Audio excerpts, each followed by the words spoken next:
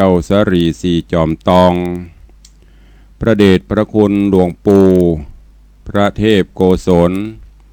ที่ปรึกษาเจ้าคณะภาค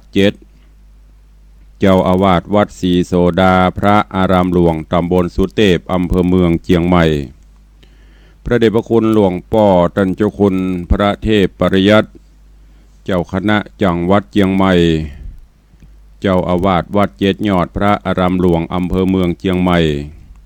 พระเดชพระคุณหลวงป่อตันเจ้าคุณพระธรรมราชานุวัตรเจ้าคณะภาค6เจ้าอาวาสวัดพระแก้วจังหวัดเชียงรายพระมหาเถระครูบาสังฆะภิกขุสงฆ์สามเณรจุตนจุองค์ด้วยความเคารพขอเจริญสุขเจริญปรญาติโยมศรัทธาสาธุชนตินจองห้องวัดจุหนุ่มเท่าใจยิงขอน้อมต้อนรับทุกท่านเข้าสู่รายการมรดกธรรมกำเมืองต่างสถานีวิทยุกระจายเสียงพระพุทธศาสนาแห่งชาติและสังคมคลื่นเพื่อการศึกษาพระพุทธศาสนาและวัฒนธรรมส่งสัญญาณออกอากาศณสถานีวิทยุวัดฝ่ายหินตำบลสุเทพอำเภอเมืองจังหวัดเชียงใหม่ในระบบคลื่นความถี่ FM 104.50 เมกะเฮิรตซ์และส่งสัญญาณไปที่สถานีวิทยุพระพุทธศาสนาวัดหนองกายตำบลสันปะยางอำเภอแม่แตงจังหวัดเชียงใหม่ในระบบคลื่นความถี่ FM 99.75 102.0 และ 89.25 เมกะเฮิรตซ์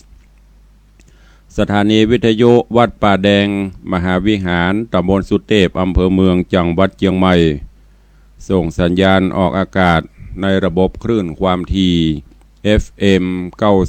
92.25 เมกะเฮิรตซ์สถานีวิทยุพระพุทธศาสนาจังหวัดเชียงรายส่งสัญญาณออกอากาศในระบบคลื่นความถี่ FM 99.50 เมกะเฮิรตซ์และวิทยุชุมชนเสียงตามสายหอกระจายข่าวตามวัดตามวาตามหมู่บ้านต่างๆตลอดจนขอเจริญปรญาติโยมติดตามรับฟัง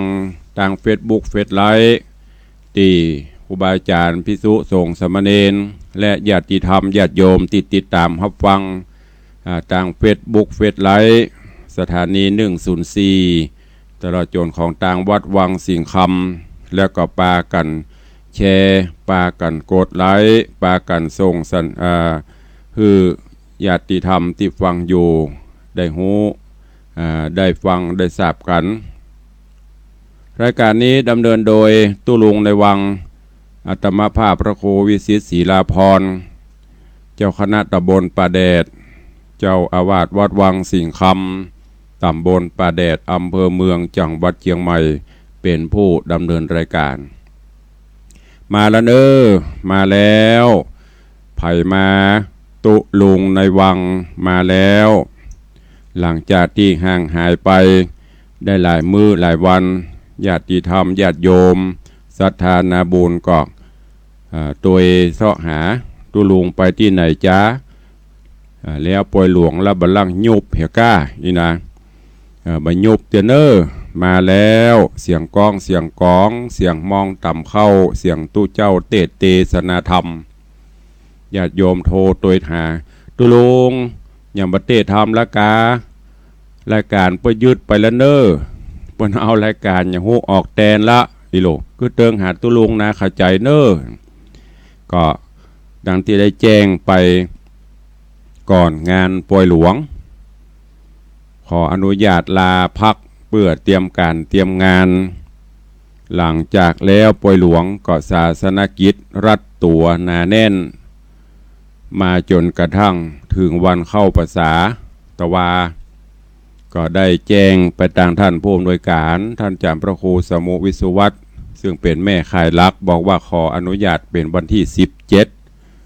ก็จะได้มาออนแอร์ออกอากาศให้อีพ่ออีแม่ได้ฟังกันวันนี้ก็ตามสัญญาได้มาดำเนินรายการให้กับญาติโยมศรัทธาสาธุชนทั้งหลายได้รับฟังกันแล้วเนอะตั้งแต่นี้ไปก็คงจะ ภารกิจต่างๆก็คงจะคงจะเบาบางลงไปยังเลทเวลามาอยู่นะนัดเปิดวันที่17มาเป็นวันที่18แล้วออกอากาศก็เป็นอย่างมาช้าดีกว่าไม่มาแล้วตอนนี้ไปก็คงจะได้พบได้ป้ากันตลอดกูเจ้าเนอะก็พยายามติดตามรับฟังกันต่อไปจะไปลืมไปละกันเจ้าเนอะใจตุลุงหายไปศรัทธาก็หายไปหมดนะรายการครูบาอาจารย์ที่เปิดมาดำเนินรายการแตนก็เป็นรายการธรรมะเหมือนกันโมดญาติโยมทั้งหลายเฮยถ้าเฮาจ้างฟังบอกว่าจะเป็นธรรมเมืองบอกว่าจะเป็นธรรมะบรรยายบอกว่าจะเป็นสาระคติข้อคิดต่างๆล้วนแล้วแต่เป็นประโยชน์ชนะประโยชน์นักครูบาอาจารย์ท่านเจ้าก็สรรหาค้นคว้าเอามาเอามาบรรยายเอามาเทศฮือท่านทั้งหลายได้รับฟังแล้วก็จะไปลืมเนอะเก็บแกะก้อนไกเอาแก่นเอาสารมาคิดพิจารณาจะไปฟังเอาม่วนบดายฟังเอาม่วนบดายนั้นประโยชน์มันก็ได้น้อยฟังแล้วคิดพิจารณาเอามาใส่ตนใส่ตัวเอาไปสอนลูกสอนหลานเนอะก่อนที่จะฟังน้ำฟังธรรมตุลุงก็ขออนุโมทนาบุญเนอะกับปอออกไม่ออกศรัทธานาบุญที่ได้มาห่วมกินห่วมตาลห่วมโมทนาบุญงานปล่อยหลวงเฉลิมฉลองศาลา9 ห้องซุ้มประตูวัดเสนาสนะถาวรวัตถุและร่วมงานประเพณีส่งน้ำพระธาตุเจ้าเจดีย์ประเพณีใส่ขันดอกที่วัดวังสิงคำ3 วัน 3 คืน 2 เดือน ตั้งแต่วันที่29-30 มิถุนายนเบี่ยงมาถึงวันที่1 กรกฎาคม 2562 ผ่านโป้นไปโดยความราบรื่นเรียบร้อยดีงามก็ต้องขอบคุณกับญาติธรรมญาติโยมต่างบ้านต่างจองกูบ้านกูจองเนอะที่ได้ฮู้ได้ทราบข่าวกินใหญ่ตาลหลวงก็ป้ากันมาห่วมกินห่วมตาลที่วัดวังสิงคำการต้อนรับขับสู้อาจจะขาดตกบกพร่องไปประการหนึ่งประการใดงานใหญ่งานหลวงซ้ำงาน2 งานตึงปล่อยหลวงตึงส่งน้ำพระธาตุกล้าส่งน้ำพระธาตุกล้าใส่ขันดอกก็เอาการละปล่อยหลวงเข้ามาแหมหัววัดหัววาก็300-400 กว่าหัววัดก็เป็นงานใหญ่งานนักก็ต้องมีการผิดพลาดไปเป็นธรรมดาตุลุงขอสู่มาอภัยกับทุกท่านเนอะอย่างที่มันเกิดขึ้นที่มันผิดไปพลาดพลั้งไปตุลุงขอรับผิดแต่เพียงผู้เดียวแต่ความชอบผลกุศลผลบุญคุณงามความดีต่างๆก็ขอมอบเป็นบรรณาการให้กับทุกท่านบอกว่าจะเป็นศรัทธาวัดวังสิงคำบอกว่าจะเป็นศรัทธาต่างบ้านต่างจองญาติธรรมทุกท่านขอให้ได้มีส่วนหน่วยบุญกุศลนี้เหมือนกันทุกท่านเนอะก็หวังว่าคงบลืมการวัดการวาวัดวังสิงคำมีก็คงจะได้รับเมตตาจิตเมตตาธรรมจากญาติธรรมจากอีป่ออีแม่ทุกท่านได้เป็นอย่างดีเหมือนเช่นเคยก็ขออนุโมทนาบุญขอบคุณกับทุกท่านส่วนรายชื่อรายนามนั้นก็ต้องขอสู่มาตัวมันนักครั้นจะเอามาเอามาเหมือนกันคู่คนต่างสถานีเปิ้นก็จะเดือดร้อนเปิ้นจะว่าเอาเป็นว่าเฮาได้มาทำบุญยกมือ10 นิ้วใส่เกล้าใส่หัวแล้วก็เป็นพละบุญกุศลเนอขอบุญกุศลปกห่มทุกท่านให้มีสุขภาพพรรณนามัยสมบูรณ์แข็งแรงเพื่อได้อยู่กินอยู่ตาลกัมจูศาสนาองค์สลีสัพพโญพระพุทธเจ้าตลาบ5 ปันภวษาขอให้ทุกท่านอยู่ดีมีสุขเจริญไปด้วยจตุรพิธพรชัยอันมีอายุวันนะสุขภละเหมือนกันทุกคนทุกท่านเนอวันนี้ตุลุงจะได้เอาธรรมมาเทศนาเรื่องนันทิกาบ่าวน้อยก็ได้เคยเอามาเทศน์ละด้วยเหตุผลว่าธรรมปีนี้ ทำใหม่เปิ้นพิมพ์กันมาก็บ่นักเรื่องสองเรื่อง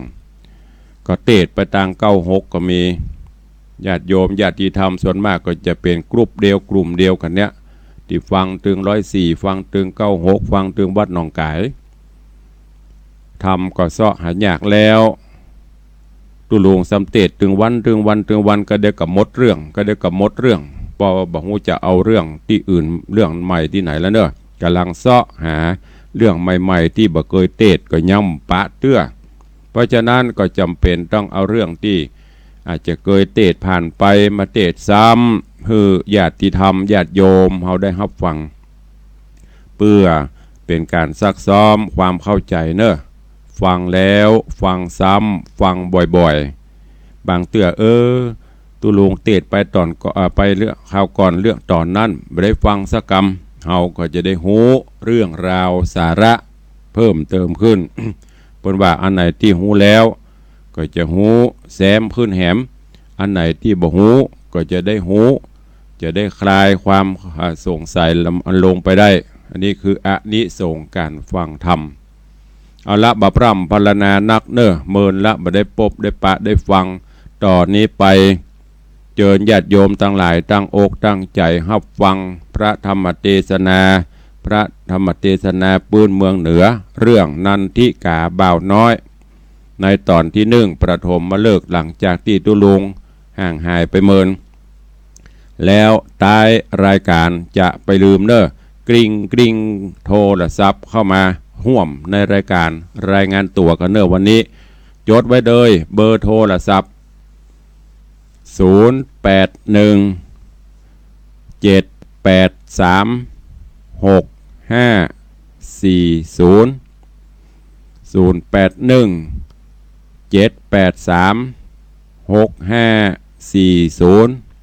แฮมเบิร์ดก็เอามาเบิร์ดก็กริ่งกระล่างเข้ามาอู้มาจากันเนอะวันนี้เชิญทุกท่านตั้งอกตั้งใจฟังธรรมกันต่อไป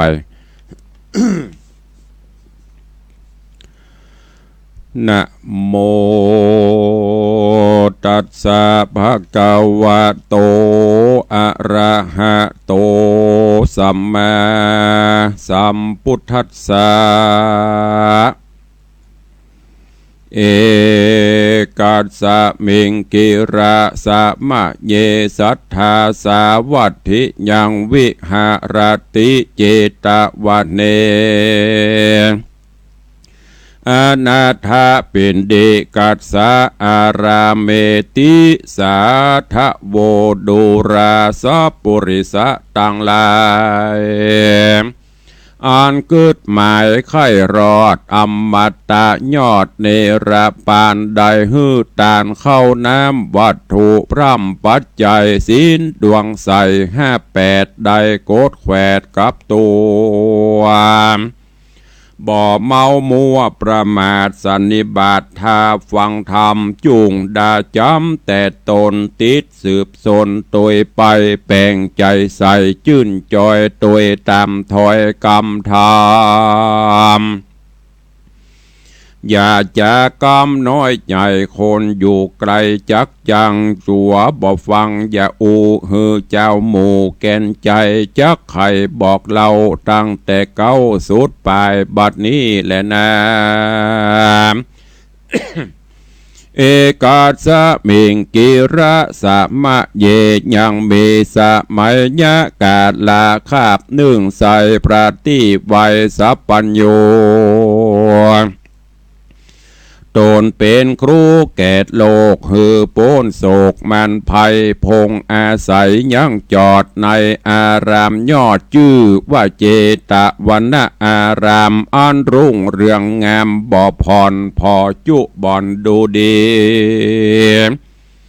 อันเศรษฐีผู้ใหญ่มีชื่อไว้ว่าอนาถปินดิกะมหาเศรษฐีศรัทธามีใจจืนสร้างแล้วยืนยอตานนอกสถานเมืองกวางมีชื่ออ่างวาสาวัตถีญทานและมีเมื่อใดดังอันตะ ตาในกาลานันเล่าอันว่าเจ้าภิกขุทั้งหลายอันนั่งใหญ่มวลหมู่พร้อมนาอยู่โรงธรรมก็จะกำต่อถอยมีบอดน้อยนาว่าอาวุโสดูกาลาตันต่างหลายเฮ้ยน้อยใหญ่จุงเกิดควายตามรายเฮาตั้งหลายมวลหมู่มาบวชอยู่จอมกันต่างใจพันไข้รอดยังถึงยังยอดอรหันตาอย่าละสาปามาตอย่าเว้นขาดกรรมฐานอันพระจินนะมันที่ใบสอนบอกไว้เดิมมาอย่าหือตันหาบาปเศร้าเข้าเป็นเจ้ากุมใจปั้มเป่งไปจะใจเตียงจักไกรเนรปานได้สามรานชื่ออื่นจอยบอกกลาดกล้อยไกลกลาการลาสาปะมาดบอกกืดขวาดตามกองตริปองนอกเส้นนีละเว้นเสียธรรมตันหาดำได้จองเข้าสู่ห้องหัวใจจักจูงไปต่างบาปข่มขนาบเคขาฮือเครื่องกาไม่เดือดบ่หูเหือดคืนวันบ่อาจพันไปรอดเวียงแก้วยอดเนรปานตุกมองผ่านข้ามเจ้าฮ้อนไม่เอาเวโบนดังภิกขุโตนึ่งใส่พงบวชได้2 วัดสาวันหนึ่งนันนายามเจ้าจักไปบินทิบาทเข้าตามกองบทริปองกึดสอดถึงยังยอดกรรมฐานจากวิหารที่อยู่เข้าไปสู่ราชธานียังมีกุมารีนางนึ่งใส่พงขึ้นใหญ่เป็นสาวสมเปิงเป่าสะอาดพันนพิราชโสภาหันพระมาหอดไกลมีใจไฟเจยบานนำพิกขางหานหลายสิ่งระสะยิ่งหลายอันรีบเร็วปันไว้วาดยกใส่บาทยอตานอธิษฐานก้มกล่าวนบน้อมเล่า3 ตีแล้วรีบหนีคืนสู่ยังที่อยู่ไปบนส่วนภิกขุโดนหนุ่มเนาได้ยังเข้าเป็นที่บาทลืมกรรมได้ยังเข้าพิกหารลืมกรรมฐานกว่าจ้อยใจจองห้อยนางงามมาหาเธออารามที่อยู่บอกกล่าวอู้ไข่กำรีบวางตำยังบาทบอกกืดขวาดตังกินเจ้าอาจีนเกิดฮอดถึงนางยอดกุมารีใจบอดีไหววันกึดสอดดันลายแสงดังลมแห่งสวยแสงปัดยอดตุงแกว่งกวัดวายหัวใจไหวสะตอนวะวู่ฮ้อนเรโรนเข้าห้องตนดักอยู่นอนคูดคู่ไปในลับตาไปสันพอหันแต่นอนนารีตันหามีเกิดต้องในแห่งห้องหัวใจข้านิ่งในกึดฮอดหายใจตอดสู่สาบอดทำหาเขาน้ำนอนเสียงซ้ำคืนวันใจติดพันบอกขาดเข้าในบาทบ่เป็นหาตุกเครื่องกาบอดหน่อยดากลาดกร้อยบำวายภิกขุไหลหน่อยใหญ่อันอยู่ไกลเล็งหันก็ปากันมาเฝ้าถามดูเล่าความนาย ว่าเป็นสันได้ต้านเจ้าบ่ฉันเข้าอาหารทุกสั่งปันถูกต้องในแห่งห้องหัวใจหรือโรคาภัยมาปาดหือไม่มาดเววอนพิกุตนป้งใหม่โอดบ่ได้เหลือใจก็จะไขบอกเล่าตั้งแต่เก้าสุดไปฮือพิกุลายน้อยใหญ่หูแจงไข่ตามมีแล้วไขว่าตีต่อถอยมีบอดน้อยนาว่าอาวุโสต้านตั้งหลายเหยมวลหมู่ได้พร่ำหูเล็งหานจุงปากันกืดขวาดหยาดละขาดกรรมมาทานอันพระจินนะมันเป็นเจ้าได้บอกเล่าสอนไขกันคนได้ประมาทละเว้นขาดกรรมมาทานกิเลสมันตัวถอยยอมจองห้อยตัวมายอมจักป่าหือใดตุกเอาไม้เรโรนดังพิคุโตนหนุ่มเนาละฮือเข้าออกเป็นแหนอนและนาตาสะมิงคะเนในขณะนั้นใส่พระที่ไวทะโรงยานพงสำราญอยู่แล้วในกูแก้วกุเดโสตัญญานมีเป่งปล่อยได้ยินถอยกำจาอันสังฆมวลโมไขกล่าวอูจากการพระเล็งหันเป็นเหตุจริงกวนเตสนาจริงเสด็จลีลายัวลิญาติมานังเหนืออาสนาพิคุสังฆามวลหมู่กาอันอยู่โรงธรรมหันพระองค์คำที่ไวมาหอดไกสัปปานลวดปากันดักอยู่บอกกล่าวอูกำใดรีบเรียวไวกลมกล่าวนบขับเหล่าสามตีพระมุนีสั้นพอแล้วตันต่อไขจาว่าภิกขเวทดูราภิกขุต่างหลายมวลหมู่อันมานั่งอยู่ฟังธรรมมีหน้านำบอดน้อยได้กล่าวถอยสั่งจาหันเฮามาลอดไกลลวดปากันย่างไว้บ่เจียนจานั้นจาตีนั้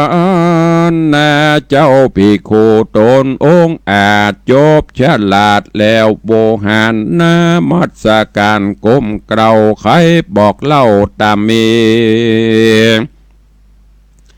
พระมุนีตนผ่านแผ่วได้ยินแล้วจริงเจียนจาว่าภิกขเวทดูราภิกขุตั้งหลายเห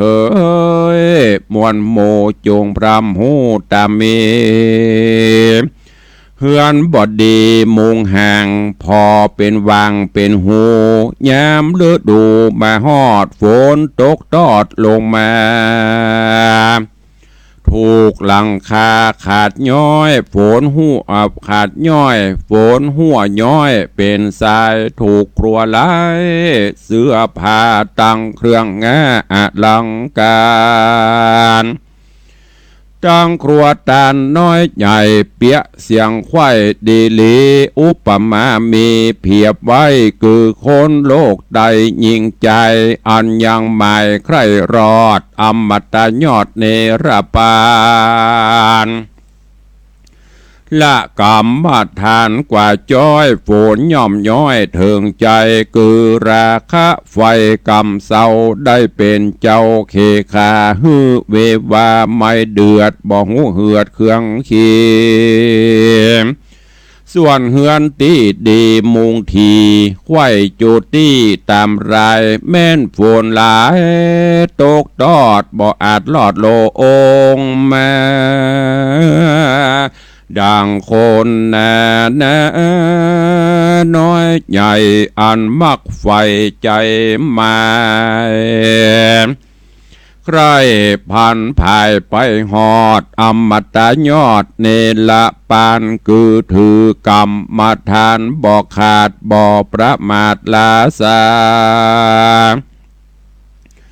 ราคะตัณหาบาปเศร้าบอกอาจเข้าถึงใจดังฝนใส่ตกต้องปลอดจ้องหลังคาบ่ลอดจ้องหลังคายอมผ่าทานาไฟหอยบอกกลาดกล้อยเสียน้อยส่วนคนใดนั่นใส่ตกอยู่ใต้ตันหาบ่พิจารณาแจงทีหือแม่นตี้ตามธรรมตันหานำมีมืดบอดบ่อาจรอดดอนสายดังป้อกะหลายเมื่อก่อนออกจากบ่อนเมืองโดนลัดไผ่โซนเถื่อนทองเพื่อไปสู่ห้องแดนไกลเฮาได้ไขกล่าวโอฮือได้หูตามธรรมบ่ฟังกรรมโอวาทย้อนอำนาจตันหาลวดมอดละนา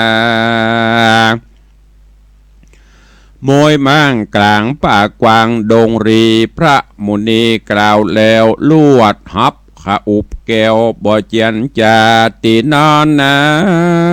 เจ้าปีคูตนองค์อาจจบฉลาดโดยโวหารก็นับมาสการกรมกล่าวว่าข้าแด่พระเป็นเจ้ายอดมุนีอติตะมีปังก่อนผู้ข้าตั้งหลายบ่หอนเล็งกันขอพระจอมธรรมโยดโยดได้ภายโปรดคุณแน่จักนำมากล่าวอูฮือผู้ข้าหูตามมีบัดนี้เด็ดเตนา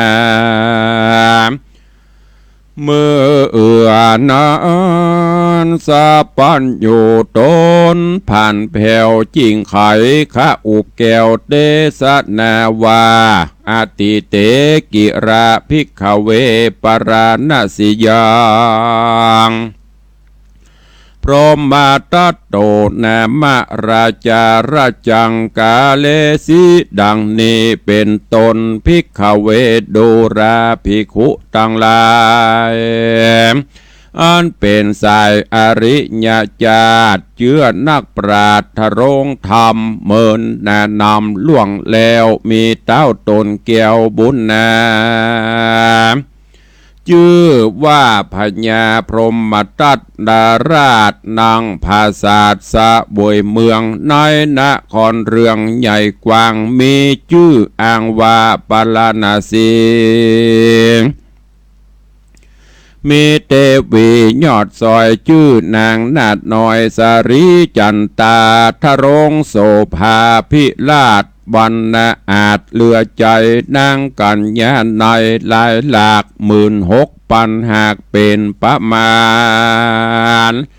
เป็นปริวารเวทเฝ้าเอาใจเจ้าเทวีเจ้าปุรีพรหมทัตราชบ่เว้นขาดกองดีทัศธรรมมีแต่ก่อนบ่ได้ผ่อนบทได้บ่มีใจกระยาบโคมขนาบเคขายังพระจาไพรไตฮือได้ฮ้อนเหมาะฮ้อนไม่เครื่องขีเจ้าปุรีต่างดาวอันเป็นเต้าแดนไกลยินมีใจสะตานกุดผ่านยานสมปานนำปันนาการลายแหล่มายืนแผ่ตังวานนางจอมขวัญยศใหญ่คือนางนาถไทยมเหสีก็ปฏิบัติดีบอกขาดบอกประมาทลาสามีเมตตาแผ่กว้างบ่ไฟอ่างเมื่อเบียนภัยจุมคนในกอมใจตั้งไพรไตประจาบ่เครื่องกาต่ำก้อยอยู่จืนจ้อยเจยบานสุขสำราญตัวดาวย้อนเตจะเต้าทะรงธรรมคนแนะนำละลาดบ่หูขาดเป็นสาย เอวก้าขายขึ้นล่องพ่องมาจากห้องแดนไกลบ่มีภัยใจหยาบคมขนาบเบียนขวีโจรมันหนีให้ขาดจุมอุบาทหายโหนฝูงรีปนไพร่ไตสุกเสียงไข่ยิงใจก็มีฮันและนาตะตาในกาลานอนใสยังมีเศรษฐีใหญ่บุญนามีเกงหาอยู่สร้างนอกเมืองกวางเวียงใจมีนามมาไขบอกไว้ว่าเศรษฐีสุภธนะเศรษฐีเข้าของมีนักโสด80 โกฏเป็นตรามีภาลิญาหนุ่มเดางามบ่เศร้าจือสุขาวดีจ้างมามีลายสำงัวควายพรำเหลือลายข้ายิ่งใจใหญ่น้อยนับอ่านร้อยกันนาพับปาราใหญ่กว้างไพบอกอ่างเตรียมตันทุกคืนวันค่ำเจ้าบ่มนเศร้ามองขีศรัทธามียังเชื่อใจไฟเอื้อต่างบุญเฮือตันหนุนจะใจแก่คนยากไรอนาถาคนจะลาเท่าแก่ก็บ่เว้นแว่วันใดคนเข็นใจน้อยใหญ่บอกว่าไกลและไกลปากันไหลไปเฝ้าฮับตันเจ้าเศรษฐีต่างยินดีชื่นโสสาธุอยู่เนืองนันก็มีหันแลนะตาโตโหโอปะลังทัดแต่นั่นไปนาเมื่อเนิ่นจะหลายปีสุภธนะเศรษฐีหนุ่มเนาบ่มีลูกเต่าในตนยินกลางบนบอกเหือดห้อนไม่เดือดเครื่องกาจริงจักจาตั้นต่อกับนางนอสุขาวดีวาดดูลาใสสาลีเฮ้ยน้อยหน้าจุงคืดขวาดพิจารณาสองเล่ารานีเล่าบ่มีลูกเต่ายิงใจจักเป็นสายสืบเชื้อไว้ไฟเอือปิงแปงกาเกียวและแสงลายหลากเงินคำมากถมนาการเล่าราเกตเท่าเปียที่เข้าเบียนขวีอันการดับอินทรีกระพรากเข้าของหากสะทานบ่มีลูกมีหลานจักเป็นเจ้าแต่นไปเจ้าห่อใจที่ราดเตี้ยงฮื้ออำมาตรีปนมาหลักโคนไป